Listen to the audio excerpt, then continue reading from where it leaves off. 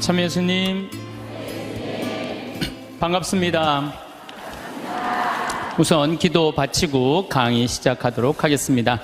성부와 성자와 성령의 이름으로 하느님 아버지, 작은 죄들이 모여서 큰 죄가 되듯이 우리 일상의 게으름이, 하느님께서 우리 인생이라는 달란트를 주셨는데 어떤 당신의 사랑스러운 아들, 딸들은 5달란트를 불려서 하느님께 드리기도 하고, 또 어떤 아들, 딸들은 2달란트를 불려서 당신에게 드리기도 하지만 1달란트를 그대로 땅에 묻어두고 자기의 재능을 개발하지도 않고 쓰지도 않고 묻어둔 게으른 종에게는 당신께서 엄히 꾸짖었듯이 저희들이 이 인생, 한 번밖에 없는 소중한 인생, 선물 받은 이 인생 하루하루를 알토란같이 금쪽같이 쓸 수 있는 지혜를 이 시간 함께하여 주소서. 영광이 성부와 성자와 성령께 성부와 성자와 성령의 이름으로 아멘. 참 예수님, 네, 우리가 지난주에 게으름에 대한 얘기를 했어요. 그래서 사람은 부지런해야 돼요. 성실하고. 그럴 때 그 부지런함이 쌓여서 나중에 누리는 행복이 큰 행복이 됩니다. 그런데 게으른 데다가 시기심까지 있다. 그럼 이게 참 몹쓸 사람 중에 하나가 일은 안 하면서 남 잘 되는 꼴 못 보는 사람. 이런 사람들, 이게 참 문제가 많은 거예요. 여러분들 우리나라 속담에 이런 얘기가 있죠. 사촌이 땅을 사면 축하해 줘야지 왜 배가 아파요? 저는 아예 이런 말이 대한민국에 없었으면 좋겠어요. 우리는 이런 말을 해줬으면 좋겠어요. 사촌이 땅을 사면 축하해 줘야 된다. 이런 말이 있었으면 좋겠어요. 요즘 중국 사람들이 맨하탄을 다 사요. 맨하탄을.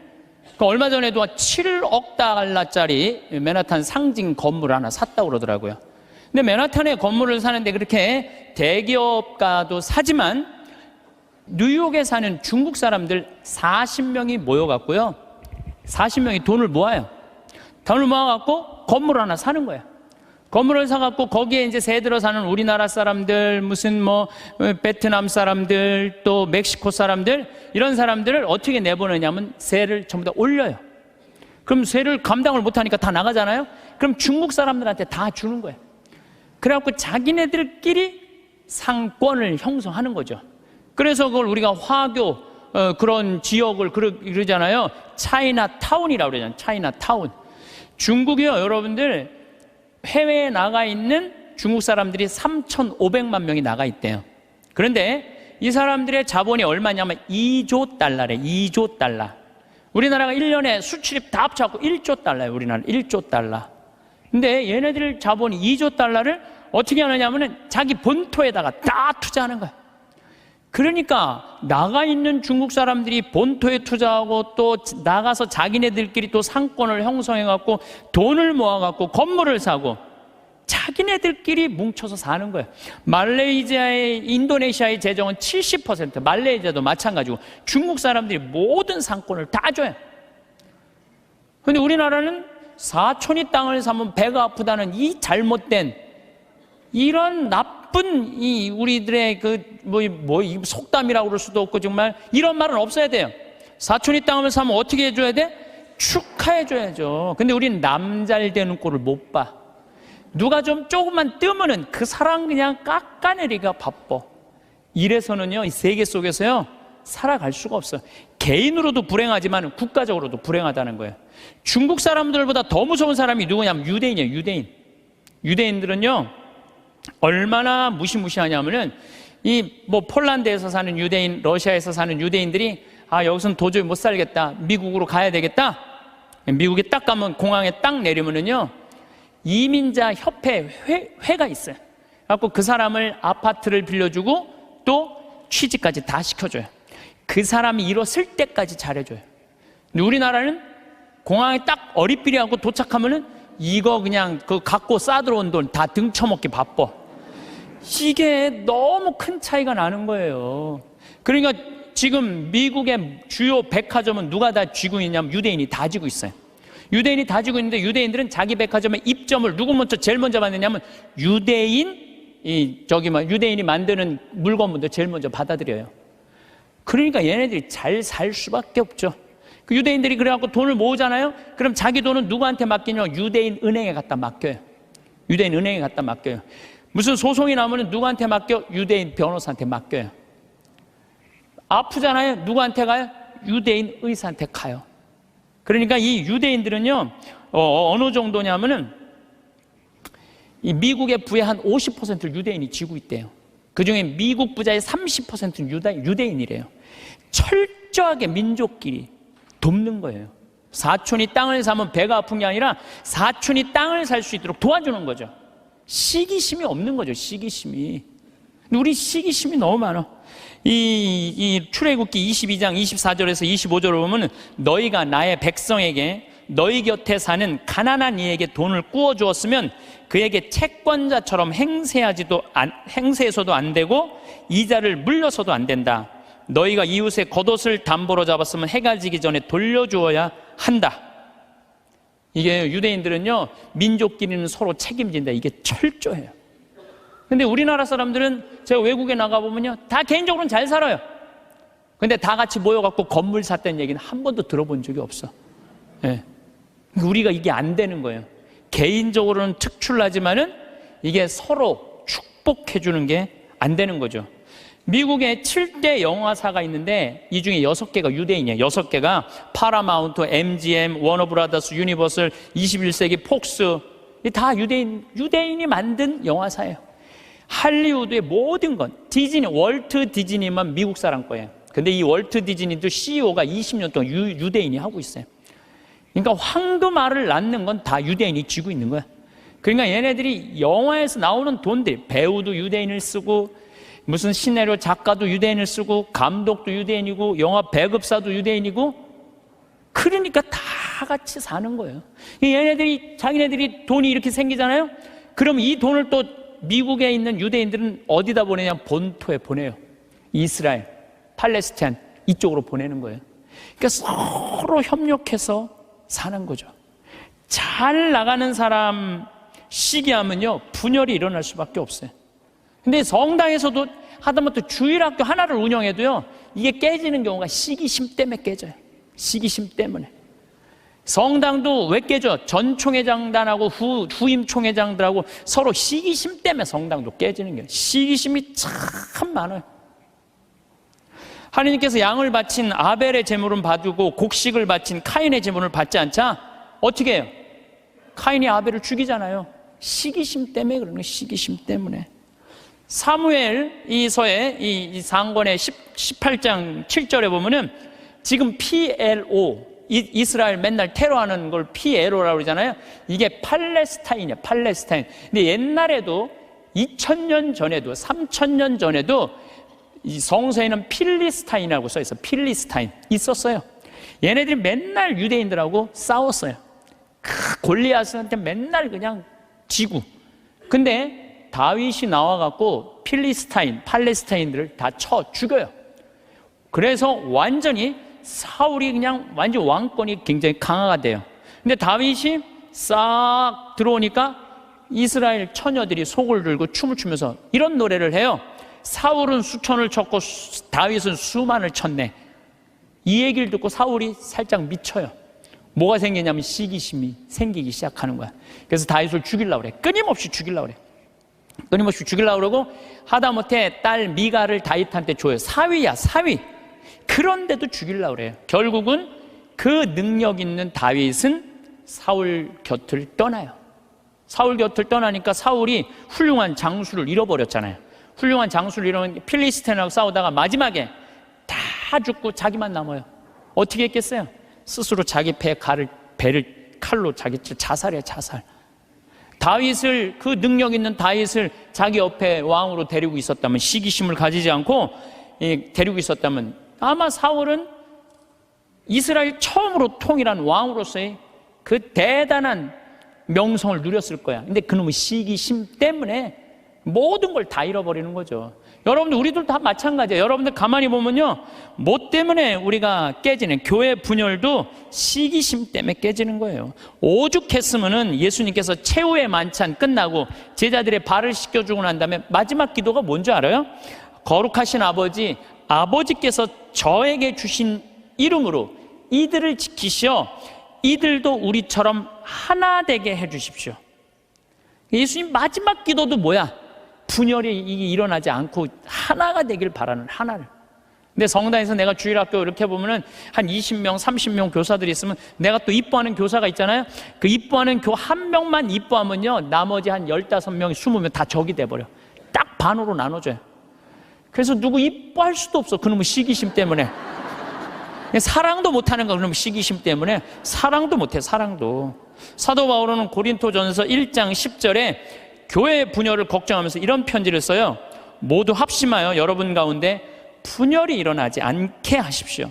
여러분이 저마다 나는 바오로 편이다, 나는 아폴로 편이다, 나는 계파 편이다, 나는 그리스도 편이다 하고 말한다는 것입니다. 그리스도가 갈라지셨다는 말입니까? 분열이 얼마나 심했으면 이런 말까지 했겠어요. 시기심으로 생긴 분열은요, 공동체를 망가뜨려요. 마음 안에 시기심이 있는 사람은요, 평화로울 수가 없어요.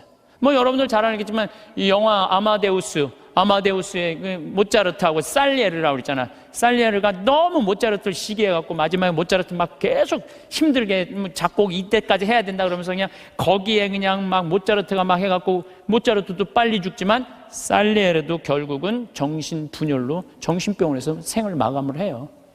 그러니까 남을 축하해주는 사람은요, 복을 받는데요, 남 안 되게 시기하는 사람은요, 그만큼 고통을 겪는 거예요. 친구가 성공하거나 사회에 승진하면 축하해주는 넓은 아량이 있어야 돼요. 남 시기한다고 내가 행복한 게 아니에요. 남 부러워한다고 내가 행복한 게 아니에요. 나는요, 달리기를 정말로 못해요. 정말로 초등학교 뛰면 꼴등이야. 막 쭉 뛰어도 꼴등이야. 얼마나 이놈들이 빠른지. 난 정말로 달리기를 못했어요, 초등학교 때. 그리고 나는 참 그림을 못 그렸어요. 제가 이렇게 뭐 옛날엔 그림의 필요성을 별로 몰랐는데, 뭐 외국에 다니고 뭐 미술관에 다니다 보면 막 뭐 얘네들이 막 고흐 막 이런 애들이 그림 그리는 거 보면요, 내 마음 안에서 막 예술혼이 막 불타요.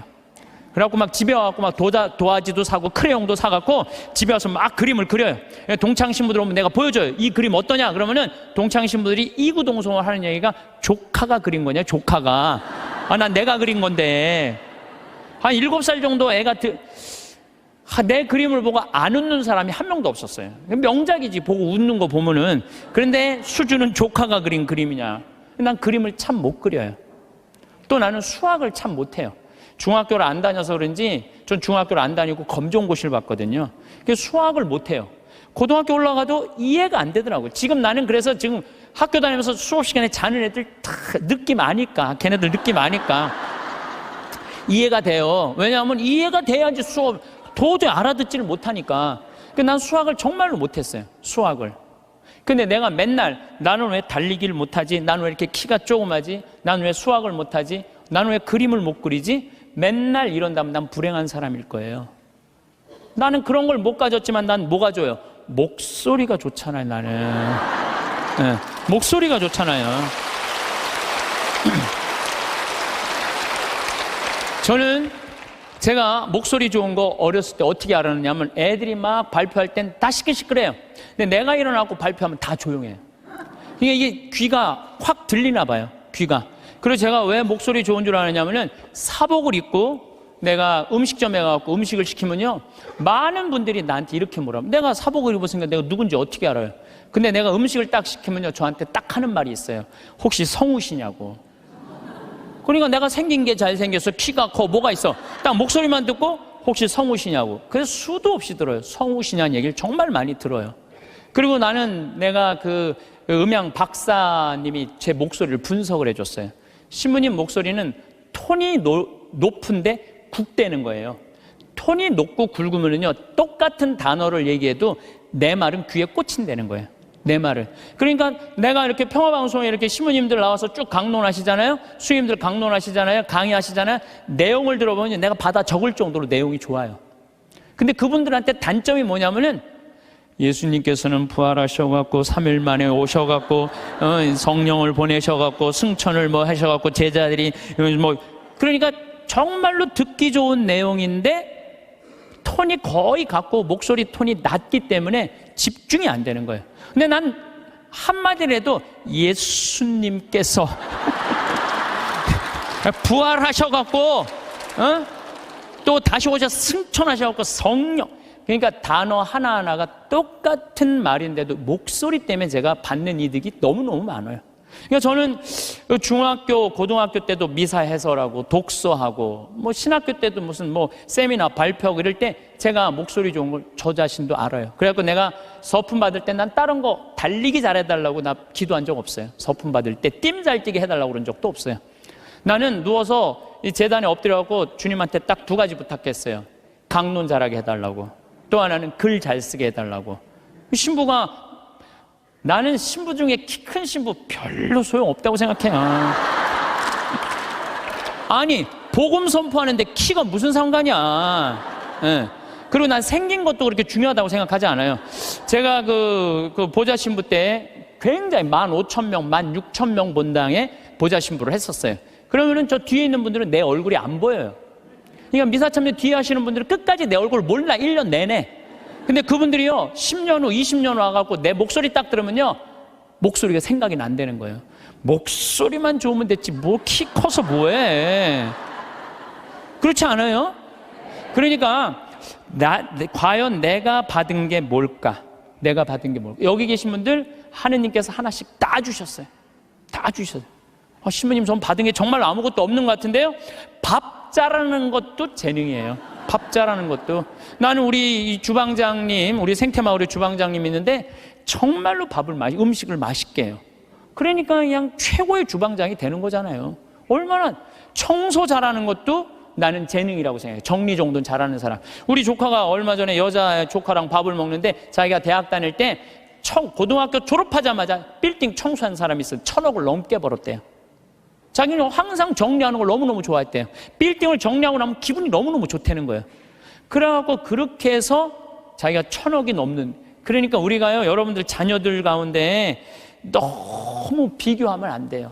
우리 애가 너는 왜 수학경시대 1등을 못 해왔냐? 너는 왜 사법고시 합격을 못 해왔냐? 왜 달리기 잘하는 애가 왜 수학경시대 1등을 해야 돼? 달리기만 잘하면 되지. 그렇지 않아요? 여러분들 유현진 선수한테 지금 사법고시 합격해오라고 그러면 유현진 선수 사법고시 합격해올 수 있어요? 유현진 선수 뭘 잘해? 공 잘 던지나요? 하나만 잘하면 돼요. 또 지금 사법고시 합격한 애한테 너 메이저리그 갖고 공 던지라 메이저리그 입구에도 못 가요. 사람이요 다. 그러니까 제가 생각하기에는 지 멋이 없어서 그래. 지 멋대로 살 줄 알아야 돼. 자기 생긴 대로 살 줄 알아야지. 그리고 거기다가 남을 축복해 줄 수 있는 마음을 가지고 있는 사람들은요 진짜 행복한 사람이에요. 진짜 행복한 사람. 그래서 저는 제가 뭐 키도 안 크고 힘도 안 세고 몸도 조그맣고 뭐 이래도요 나는 내가 받은 게 뭔지 너무너무 잘 알아요. 난 내가 받은 게 목소리라는 생각, 정말 하나님한테 감사해요. 난 어머니한테 정말 감사해요. 어머니 나 이렇게 조그맣게 낳아줘서 목소리 좋게 낳아주셔서 너무너무 감사하다고.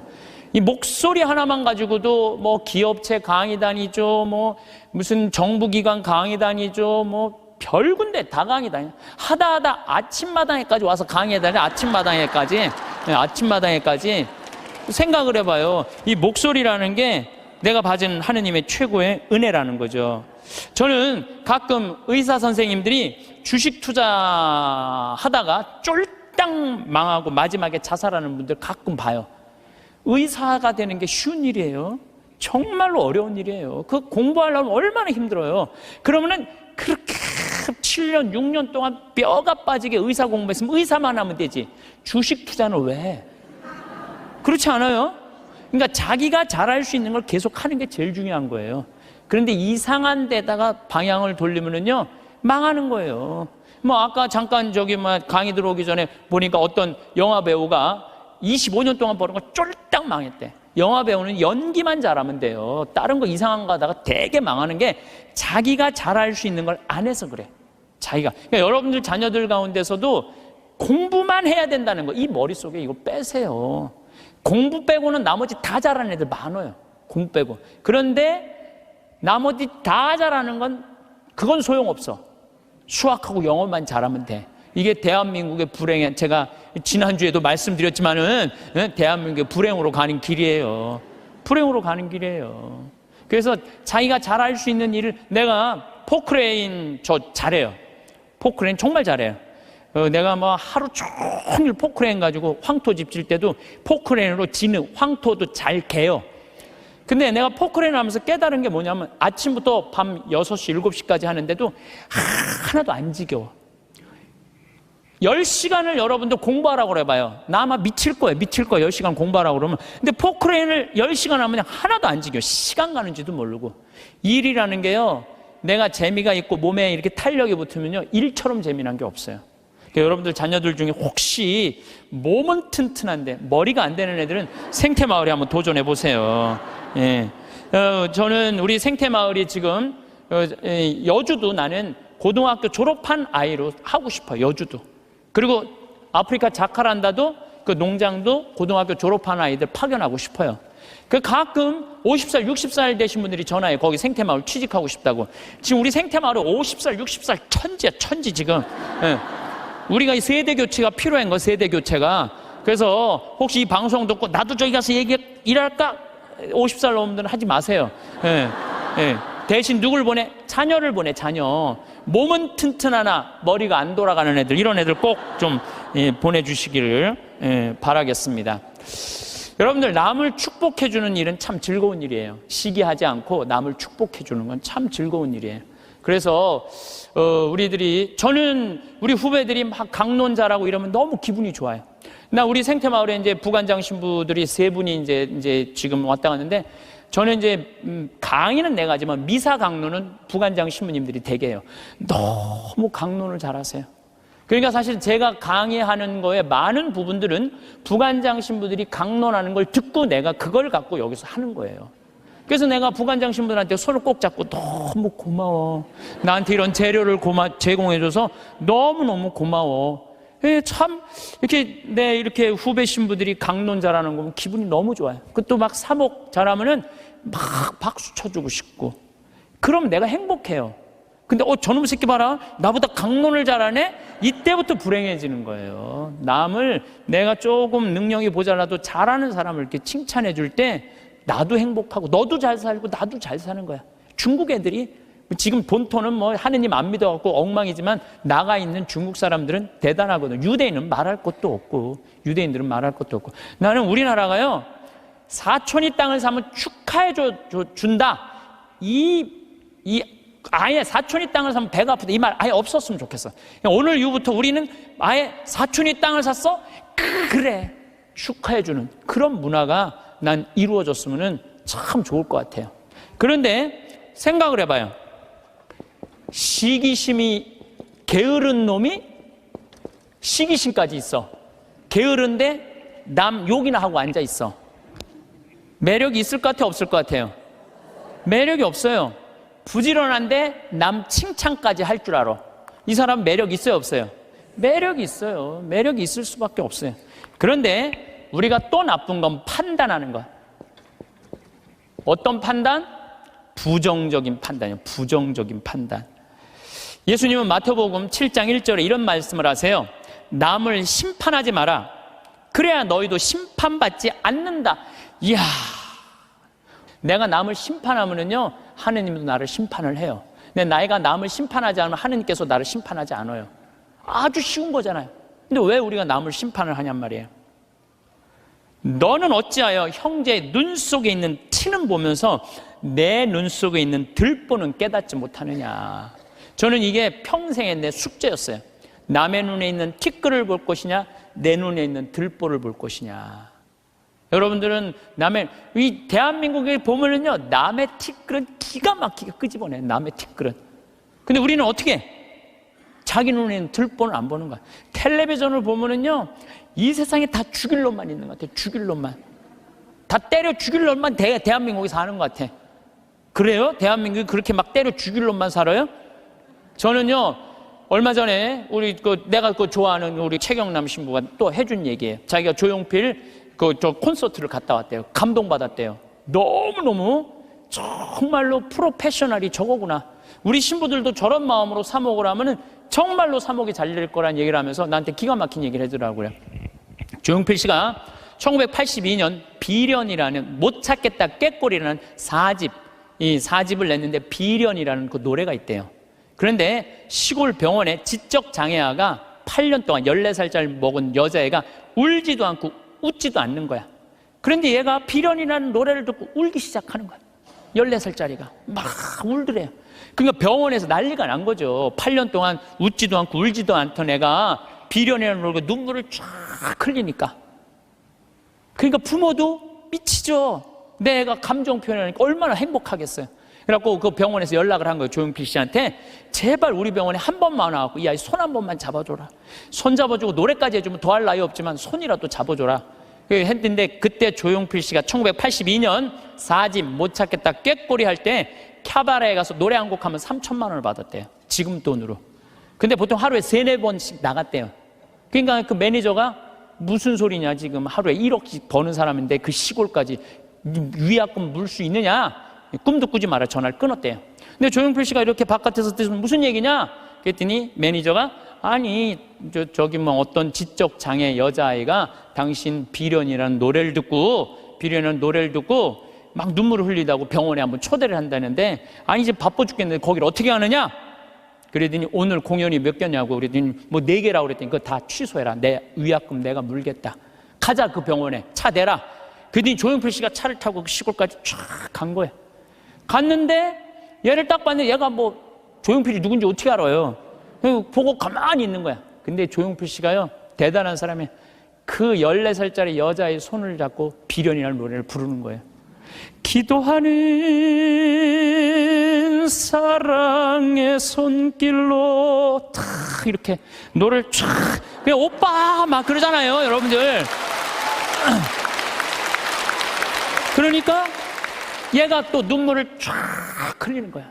그러니까 그냥 이 병원이 감동이죠, 감동.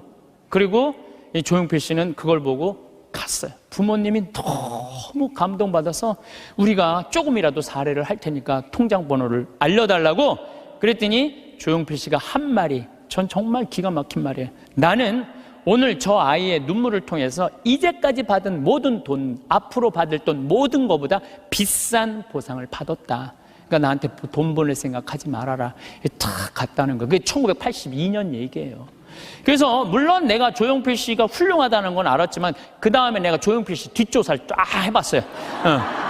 뒷조사를 해봤더니 자기 부인이 세상을 떠났을 때도 23억인가 4억이나 되는 돈을요 다 어려운 사람을 위해서 다 기증하고 그 다음에 소아 백혈병 걸린 아이 한 500명 수술비를 다 대주고 지금도 1년에 몇 억씩 어려운 아이들을 위해서 내놓는다는 거예요. 그러니까 우리가 이 세상을 보면서 다 나쁜 놈들만 있는 게 아니에요. 우리가 참 훌륭한 사람들이 많아요. 요즘 저는 김장훈 씨 독도 참 여러분들 이거 대단한 가수 하나가 대단한 일을 하는 거예요. 지금 독도 뭐 100억 모은다고 그러잖아요. 저도 이제 동참 꼭 하고 싶어요. 여러분들 일본 애들은요 자기네 나라에서 살고 싶지 않은 애들이에요. 2011년 3월 11일 후쿠시마 지진이 일어났지. 원자력 발전소, 원자탄 폭탄 터진 거예요. 그것 때문에 지금도 방사능 때문에 고생하고 있죠.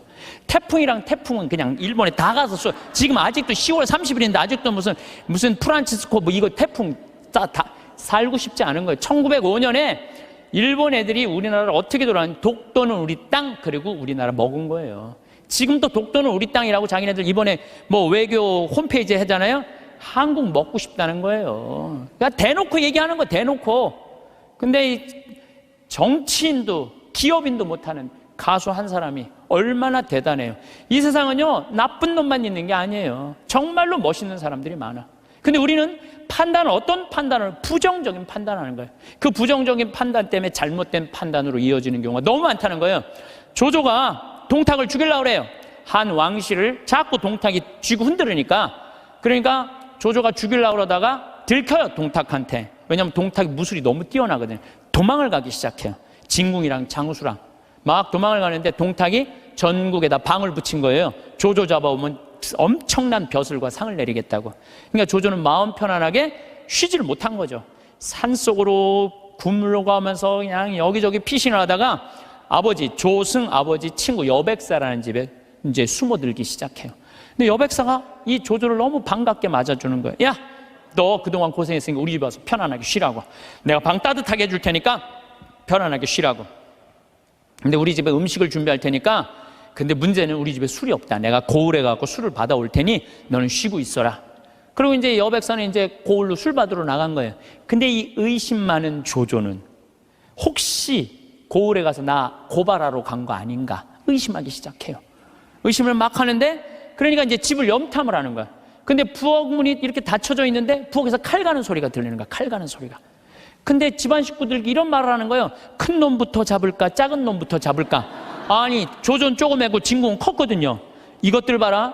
여백사는 나를 고발하러 가고 저것들은 나를 죽이려고 그러네. 그래갖고 문을 박차고 들어가고 여백사의 식구 부인 자식 9명을 다 죽여요. 칼로 다 죽이고 혹시 어디 숨어 있는 거 없나 하고 뒷곁문을 딱 열었는데 뒷곁에 돼지가 큰 거하고 조금 거 2마리가 묶여져 있는 거야. 그러니까 이 식구들은 큰 돼지를 먼저 잡을까 작은 돼지를 먼저 잡을까 이렇게 말한 건데, 조조는 어떻게 들은 거예요? 큰 놈을 먼저 잡을까 자기를 잡는 줄 알고 죽인 거죠. 자기의 잘못된 판단 때문에 그렇다는 거예요. 여러분들, 우리가 정말 판단이 다 옳아요? 여러분들? 그래갖고 조조가 막 도망을 가요. 도망을 가는데 술을 받아서 기분 좋게 오는 조승을 길에서 여백사를 만나요. 그 자리에서 죽여요, 조조가. 왜? 한 번 잘못한 걸 덮기 위해서는 더 큰 거짓말을 하고 더 큰 잘못을 저지르는 거예요. 그래서 여기 계신 여러분들은 정말로 내 눈에 있는 뭘 봐야 돼? 들보를 볼 생각을 해요. 남의 눈에 있는 티끌 꺼낼 생각하지 말고. 나는 이 성서 예수님이 참, 예수님 말씀마다 정말 묵상하면 정말 깜짝깜짝 놀랄 말씀 정말 많아요. 이게 소크라테스가 너 자신을 알라 그 얘기하고 똑같잖아요. 그렇죠? 그 다음에 공자의 제자 증자가 성인 1일 3성, 1일 성인지도 1일 3성, 오신 자기 일을 3번 반성하라고 그러잖아요. 그러니까 우리가요, 신앙인들은요, 남 잘못 캐내는 사람이 아니에요. 신앙인들은 누구 잘못 캐내는 사람이야?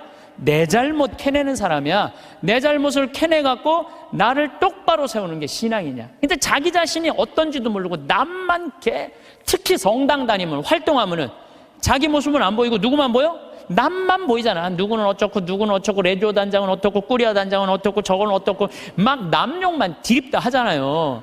근데 남욕할 시간 있으면 누구 들여다봐? 자기 들여다. 부처님 제자 넷이서 장인들끼리 토론했어. 야, 인생 살아가면서 제일 괴로운 게 뭐냐? 그랬더니 한 제자가 사랑이다, 사랑. 얼마나 사랑 때문에 우리가 고통을 많이 겪어요. 우리가 이 세상을 살면서 남녀 문제 수도 없는 갈등의 원인이잖아요. 그랬더니 옆에 있던 제자가 아니다, 사랑보다 더 그런 건 배고픔이다. 그렇죠, 배고픔의 고통. 이거 정말 힘든 거죠. 오죽하면은 대학 교수가 그 돈 몇 푼 받아보겠다고 교수 자리까지 올라가기가 얼마나 힘들어. 그런데 부정 입학 몇백만 원 받아갖고 부정 입학하고 교수 자리 쩔러나가고, 이게 배고픔의 고통 때문에 배고픔. 그냥 먹어도 배고픈 게 이게 인간의 욕심이, 인간의 욕심. 그랬더니 또 한 제자가 아니다, 그것보다 더 무서운 거 분노다, 분노. 화가, 자기 화를 조절하지 못하는 거. 이건 저도 동의해요. 사실 저도 인생 살다 보면은 내가 싸운 게 한순간 무너지는 게 뭐냐, 분노 때문에 그래요, 분노. 그랬더니 또 한 제자가 아니다, 그거보다도 더 슬픈 건 죽음에 대한 공포다. 맞죠, 우리 인간이 모든. 그랬더니 그게 다 됐더니 부처님이 하시는 말씀이 아니다, 그것보다 더 슬프고 고통스러운 거는 자기 자신이 누구인지 모른 채 살다가 죽는 거다. 내가 어디서 와갖고 어디로 가는지, 내가 뭘 하는지, 내가 어떻게 살면서 행복한지 아무것도 모르고 그냥 쫓는 게 뭔지도 모르고 그러고 살다가 죽는 게, 저는 부처님 말씀에 저도 동의해요. 예수님, 남의 눈에 있는 티끌 볼 생각하지 말고 자기 눈에 있는 들뽑을 생각을 해라고. 그래서 여러분들 항상 우리가 판단을 할 때 부정적인 판단을 할 거냐 긍정적인 판단을 할 거냐, 이게 아주 중요해요. 근데 요즘 텔레비전을 보면은 여러분들, 우리나라 텔레비전 뉴스 보면 한심해 안 한심해요? 한심하죠? 정치인들 정말로, 내가 지난번에 생명을 살리는 말씀에도 얘기했지만 진짜 지금까지도 한심해요. 뭐 조금만 뭐 정말로 한심해요. 그러니까 그냥 어떤 또 저기 국회의원은 이놈의 나라를 그냥 뒤집어 엎어갖고 북한한테 그냥 줘버려야 된다, 뭐 이렇게 말하는 사람들도 있고. 근데 여러분들, 우리나라가 그렇게 한심한 나라일까요? 저는요, 5,000년 역사상, 우리나라가 5,000년 역사상 지금처럼 잘 먹고 잘 사는 적은 없어요. 5,000년 역사상. 고려시대 우리 원나라 조공 바쳤어요.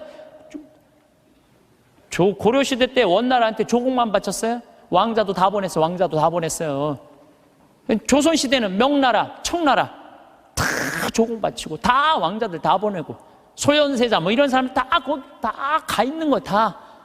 그리고 그냥 청나라 끝나고 나니까 그 다음에 누구한테 나라 뺏겼어요? 일본한테 나라 뺏겼어요. 1000년 이상을 통일 국가 다 나눠줘서 싸우고, 지금도 뭐 나눠져 있지만 그렇게 우리나라 역사가 질곡의 역사를 갖고 있어요. 그런데 이 5,000년 역사상 지금처럼 우리나라가 강성했던 적은 없어요. 우리나라가 경제 규모가요 1조 달러야. 무역 규모가 세계 8위, 경제 규모는 세계 15위예요.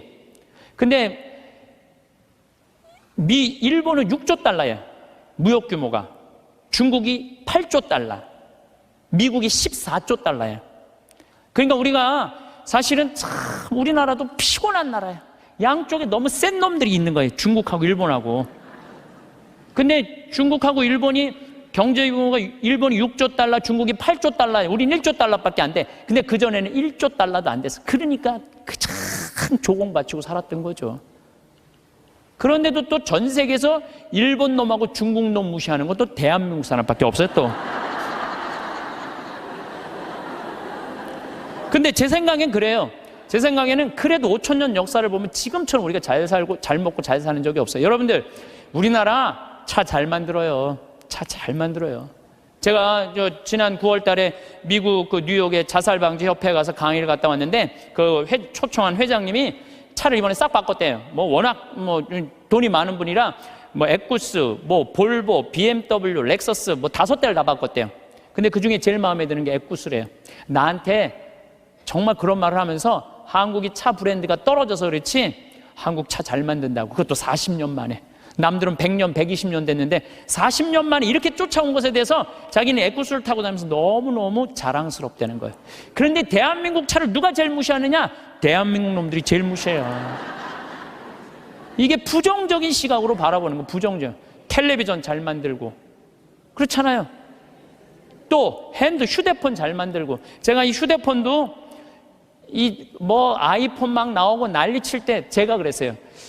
앞으로 내가 우리나라 휴대폰을 봐서는 전 세계 시장 1위를 할 거다. 제가 4, 5년 전에 내가 방송 때도 얘기했어요. 지금 1위 하잖아요. 정말로 잘 만들어요. 에어컨 잘 만들고 냉장고 잘 만들고. 그러면은 좀 긍정적으로 봐야 될 거 아니야, 긍정적으로. 근데 막 온 세상에 떠도는 얘기는 곧 망할 것 같은 얘기를 아니 오죽하면 요즘 달러 떨어져 갖고 지금 주식을 뭐 40일인가 50일째 우리나라 주식만 산대잖아요. 우리나라만 우리를 무시하는 거예요. 이러면 안 된다는 거예요, 여러분들. 제가 개인적인 판단도 문제가 있지만은 국가 전체의 분위기도 부정적인 생각. 나는 요즘 이렇게 텔레비전을 보면 진짜 좀 죄송한 얘기지만은 언제 나라에서 늙었다고 용돈 준 적이 언제 있어요? 5,000년 역사상. 요즘 준대잖아, 요즘. 어? 아니, 늙었다고 나라에서 용돈 준대잖아. 65세 넘었다고. 그러지 않아요? 근데 여러분들 이거 언제부터 줬어요? 10년 전부터 줬어요, 용돈. 54,000원, 5만원 주기 시작하고 지금 94,000원, 95,000원이 지금 내년 7월 달부터는 20만원 준다는 거예요. 물론 100% 다 주면 좋지만 상위 30%는 안 주고 하위 70%는 준다는 거. 20만원. 여러분들 자식이 다달이 20만원씩 줘요? 자식도 안 주는 용돈 준대잖아, 나라가. 에? 그러니까 여러분들은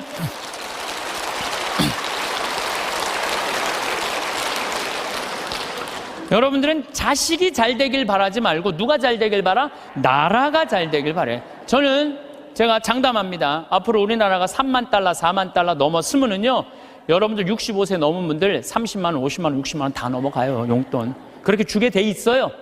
그러니까 여러분들은 우리나라가 긍정적인 마음으로 정말 나라가 융성할 수 있는 그런 마음으로 나라가 잘 되길 바라야 되는데, 우리는 입만 열면 조금 있으면 망해야 된다고, 조금 있으면 망해야 된다고 이렇게 말하면은요, 그래서 그게 개인적으로나 국가적이나 사회적이나 부정적인 눈으로 세상을 보면 안 돼요. 우리 생태마을에 북에서 넘어온 탈북자가 한 명이 일을 하고 있어요. 근데 이분이 진짜 그 함경북도에서 살다가 지금 55인가 이쯤 나이가 됐는데, 북의 얘기를 들어주면요, 우리 직원들은요 다 뒤로 넘어가는 일이 너무너무 많아요. 이 사람들은요 쌀 구경한 적 없대요. 밀가루도 구경한 적 없대요. 제가 제일 놀라운 건 뭐냐면은, 북한 사람들 밀가루 먹고 사는 줄 알았더니 밀가루는 1년에 2번 나온대요. 2번. 그리고 강냉이 죽만 먹고 산대요. 그럼 밀가루를 가지고 수제비를 만들어 먹으면 그게 얼마나 고소한지 모른대요. 그건 뭐 농약을 쳐야지 뭐 맛이 이상할 거 아니에요. 농약 칠 돈이 있어야지 농약을 칠 거 아니에요.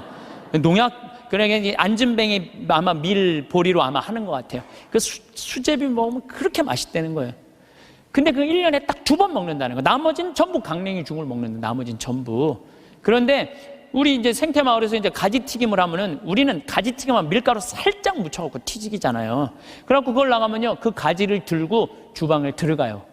그 탈북자가. 그 주방장한테 따져요. 밀가루 요것밖에 왜 안 묻히느냐고. 내가 밀가루 먹고 싶어서 북에서 넘어왔는데 왜 밀가루를 요거 조금밖에 안 묻히느냐고. 슬픈 얘기예요. 슬픈 얘기예요. 북한은요 수도 없이 굶어 죽어. 내가 지금 북한 이야기라는 책을 읽고 있는데 거기서 하는 얘기가 그거예요. 95년, 96년, 97년에 죽을 때 북한 사람 그때 제일 많이 굶어 죽었거든요. 그나마 농장에서 일하는 사람 먹고 살았대요. 탄광에서 일하는 사람 다 죽었대요. 근데 굶어 죽으면요 다 새카매 갖고 죽는데, 못 먹을 때. 근데 자기가 식당에서 일을 하는데 탄광촌에 배정을 받아서 하는데 한 10명이 새카매갖고 다 쭈그리고 앉아있더래요. 저 사람들은 왜 일도 안 하고 쭈그리고 앉아있는지, 왜 이렇게 다 새카마냐 그러니까 다 굶어 죽어 있는 거라고. 지금 10몇 명이 그대로 앉아서 그 자리에서. 참, 북한 얼마 전에 뭐 6명 넘어갔던 분들 다시 한국으로 보냈잖아요. 그분들 내가 쭉 읽어봤어요. 북한 가면 어떻게 대우할 줄 알고.